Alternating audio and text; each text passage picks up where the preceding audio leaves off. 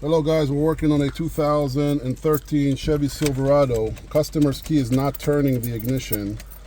We put a new one together, as you can see, and what's going on is the sidebar on his ignition that's flat right now doesn't go down. As you can see, when I pull the key out, it goes up. When I put the key in, it goes down. So his sidebar is not going down, causing the ignition to stick.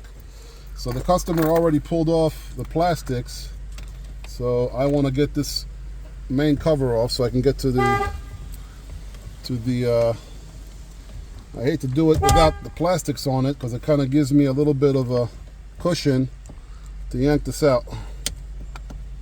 So we're going to yank the face off, and now I got a tool that I'm going to put some pressure on the sidebar in order to take the ignition out.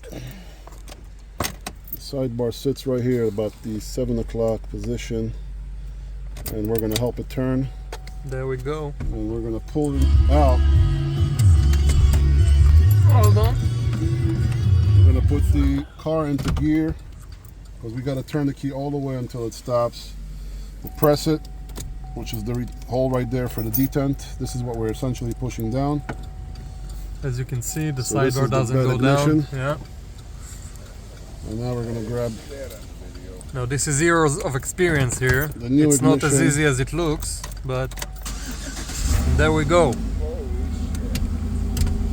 Job complete. 2013 Chevy Silverado ignition repair. And this is how you do it for all GM ignitions, right? Well, yeah, the majority. The majority. Thanks for watching.